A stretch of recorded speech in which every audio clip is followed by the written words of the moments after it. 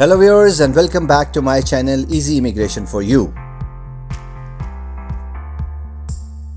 जी viewers, तो सबसे पहले तो मैं आपका शुक्रिया अदा करना चाहूँगा। Thank you very much. आप लोगों की सपोर्ट, सब्सक्रिप्शन जो है उसी की वजह से मुझे मोटिवेशन मिलती है। मैं इनकरेज होता हूँ कि मैं एक रिसर्च करूँ, एक एजुकेशनल कंटेंट आपके साथ शेयर करूँ, ऐसी न्यूज़ जो आपके लिए बेनिफिशियल हों। तो आप लोगों का बहुत बहुत शुक्रिया मेरे चैनल को सब्सक्राइब करने का।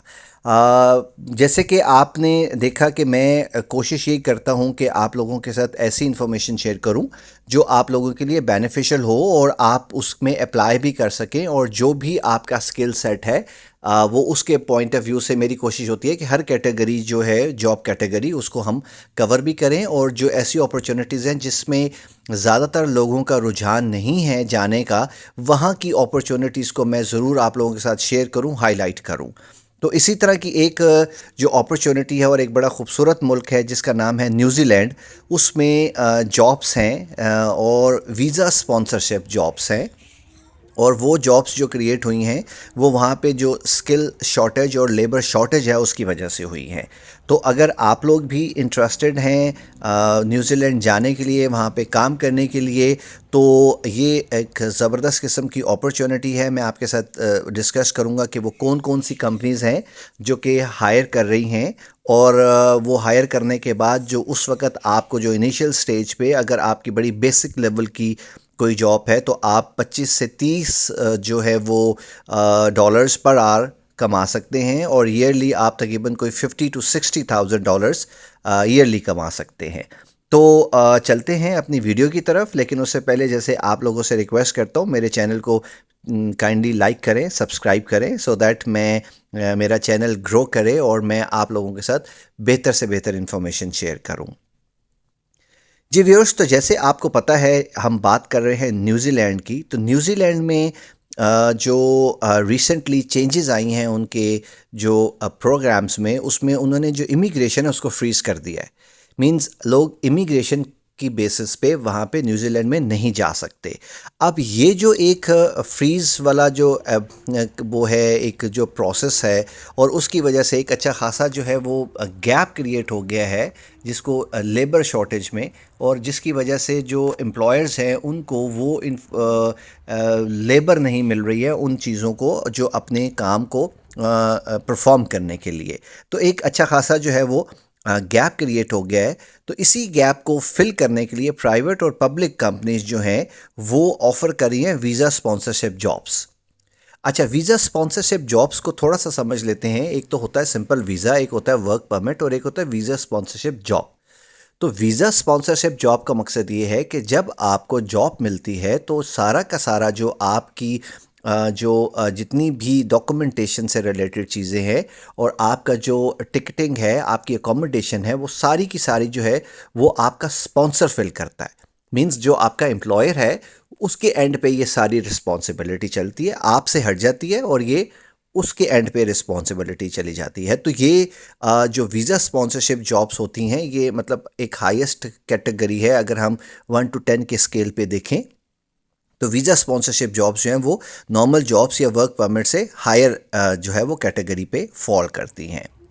अच्छा, अब हम ये देखते हैं कि वहाँ पे जो स्किल शॉर्टेज है उनमें कौन कौन सी इंडस्ट्रीज़ हैं जहाँ पे स्किल शॉर्टेज है और उनको लोग चाहिए हैं। तो सबसे पहले तो उनको मैकेनिकल इंजीनियर्स चाहिए हैं।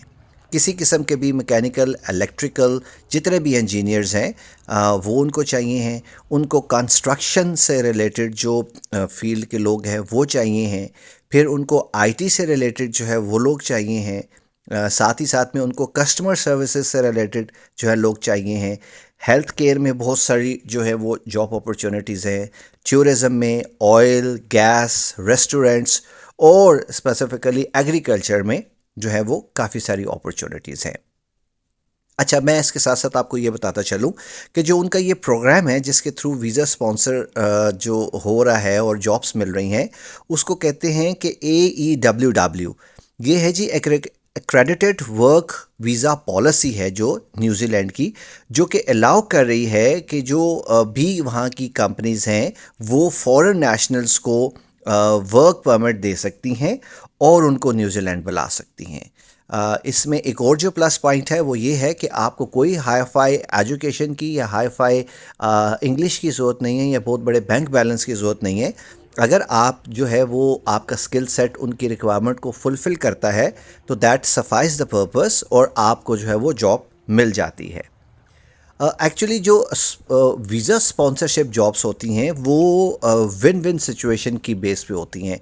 यानी जो एम्प्लॉयर है वो भी बेनिफिट में होता है और जो एम्प्लॉई है वो भी बेनिफिट में होता है।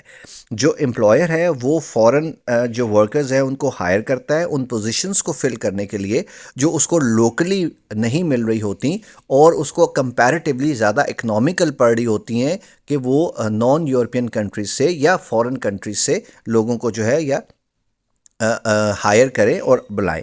और जो एम्प्लॉयज़ हैं उनको ये बेनिफिट होता है, जो जॉब सीकर्स होते हैं उनको ये बेनिफिट होता है कि उन जॉब्स की बेसिस पे वो परमानेंट या टेम्प्रेरी बेसिस पे वहाँ पे मूव कर सकते हैं।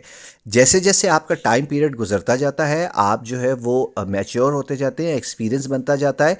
तो अगर फॉर इंस्टेंस एक कंपनी के साथ आपका जो है वो कॉन्ट्रैक्ट ख़त्म भी होता है और तो आप जो है वो स्विच करके दूसरी कंपनी में जाके वहाँ से आप दोबारा वीज़ा अप्लाई कर सकते हैं और वो आपका जो है वो कंटिन्यू हो जाता है। जो जो आपका टेनर है और जो प्रोसेस है वो कंटिन्यू रहता है और वो कंटिन्यू होने की वजह से एक टाइम के साथ के बाद आपका जो उनका एक प्रोसेस है आप अपनी नेशनैलिटी यानी पीआर के लिए भी अप्लाई कर सकते हैं।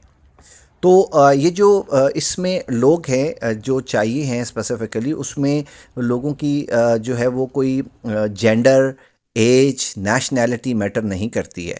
आपको सिंपली अप्लाई करना है as per your skill set और अगर आप उन you deem fit for their requirement तो वो आपको जो है जॉब ऑफ़र करते हैं और वो स्पॉन्सरशिप वीज़ा स्पॉन्सरशिप जॉब्स होती हैं जिसकी बेसिस पे आप जो है वो सिर्फ जॉब नहीं बल्कि वीज़ा भी आप हासिल करते हैं और बाकी जो उसके साथ साथ जितनी भी अलाइड सर्विसेज हैं और एक्सपेंसेस हैं वो भी वो जो आपका एम्प्लॉयर है वो बेयर करता है।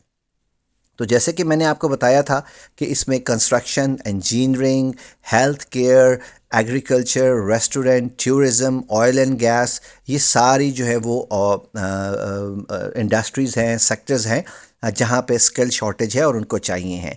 मैं इसके जो लिंक है उसमें जो डिस्क्रिप्शन है कुछ कंपनीज़ की मैं जो है आपको लिस्ट भी दे दूँगा। आपने सिंपली उन कंपनीज़ को जो है वो टाइप करना है और आपने जो है उनकी साइट पे जाके वैकेंसीज़ या करियर्स की साइट पे जाके आपने वहाँ पे अप्लाई करना है और आपने देखना है कि जो है वो कितनी जो है वो आपसे रिलेटेड जॉब्स वहाँ पे हैं और आपने सिंपल उसमें अपना सीवी बनाना है, कवर लेटर बनाना है और आप जो है ना वहाँ पे आपने अप्लाई करना है। अगर आपको सीवी या कवर लेटर में कोई हेल्प चाहिए तो वो भी मैं आपकी हेल्प कर सकता हूँ। I will not charge anything for that. और एक और जो इमीडिएट करने वाली चीज़ है वो ये है कि आपको अगर पता हो कि जो न्यूजीलैंड में जो एग्रीकल्चर है स्पेशली हार्वेस्टिंग का जो सीज़न है वो मार्च से लेके तो जुलाई अगस्त तक रहता है। ये 5-6 महीने रहता है और उसमें टेम्प्रेरी जॉब्स बहुत ज़्यादा निकलती हैं।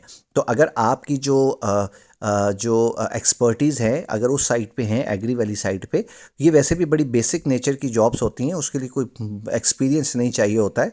ये नहीं, वहाँ पे कीवी जो है वो एक नॉर्मली न्यूजीलैंड में जो है वो कीवी का बहुत बड़ा एक्सपोर्टर है। तो कीवी पिकिंग और ये सारी और वो आपको उसमें जो है वो आपको ट्रेनिंग्स भी देते हैं और आपको प्रॉपरली जो है वो ट्रेन करके तो वहाँ पे जॉब्स जो हैं वो मिल सकती हैं और आपको जो है वो ऑन जॉब ट्रेनिंग भी मिलेगी और आपको जो है सैलरी भी अच्छी मिलेगी और वो सीजनल जॉब होगी लेकिन उसकी बेसिस पे आप फिर नेक्स्ट भी किसी और जगह पे अप्लाई कर सकते हैं। तो मैं इन जो कंपनीज़ हैं उनका लिंक दे दूँगा जो आपके लिए हेल्पफुल होगा, आप उसमें अप्लाई करें और होपफुली जो है वो आपके लिए ये इन्फॉर्मेशन जो आज मैंने शेयर की है वो जो है वो आप के लिए बेनिफिशियल होगी और आप जो है वो इसी तरह से जो है वो डिफरेंट जो एवेन्यूज़ हैं जो मैं आपके साथ शेयर कर रहा हूँ उसको आप एक्सप्लोर करें, देखें किसी जगह पे भी जो है वो चांस बन जाता है और आपकी जो है वो स्किल सेट मैच कर जाती है उस कंपनी की रिक्वायरमेंट के साथ। ठीक है जनाब, तो मेरी तरफ से जो है वो आज की यही इन्फॉर्मेशन थी। अपना बहुत ख्याल रखिएगा। Good bye.